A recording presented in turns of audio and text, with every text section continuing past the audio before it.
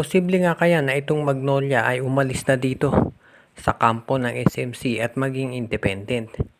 Marami kasing mga fans na nagsasabi na iba raw talaga ang tingin ng management dito sa Magnolia kumpara dito sa Ginebra at San Miguel Beer.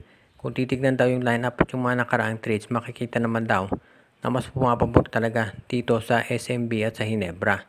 Ginebra kasi sila pinaka-popular na team at syempre SMB, iyan ang flagship nitong San Miguel Corporation. Samantalang Magnolia parang latecomer lamang talaga sila. Kung inyong matatandaan, itong Magnolia, yan yung dating Pure Foods na dati independent team sa PBA yan dahil ang may-ari niyan ay mga Ayala. Pero ang nangyari nga, itong Pure Foods binenta sa San Miguel Beer, sa San Miguel Corporation rather, at itong Pure Foods ay naging parte ng SMC. At ang koponan ay nagpalit na ng maraming pangalan, naging San Mig Coffee, naging Bimig, at ngayon ito ay Magnolia na. Ang maliwanag dito, itong Magnolia, sabi nga nung iba, mukhang hindi na raw nagiging patas yung mga trade transactions at baka mas makabubuti pa raw na umalis na sila sa poder ng SMC. Pero alam natin na hindi yan mangyayari dahil unang-una nga, itong Magnolia, yung kanilang mga produkto, yung team na yan, ay pagmamay-ari ng SMC.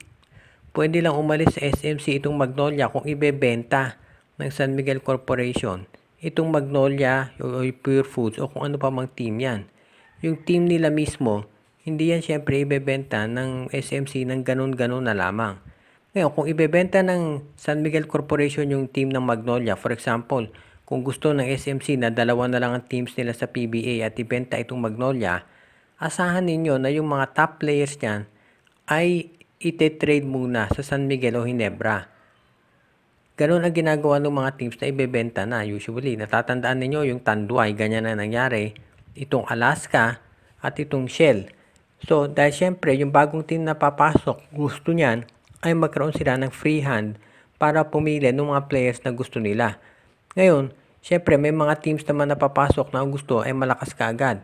Pero syempre ang SMC, kukunin muna yung pinakamagagaling na players ng Magnolia at ililipat sa San Miguel o Ginebra dahil ba't nila tutulungan yung magiging kalaban nila. Kaya sa tingin ko malabo na makaalis dito sa SMC itong Magnolia. At pangalawa, kung umalis man itong Magnolia sa poder ng SMC, lalo silang mahihirapan pagdating sa trade.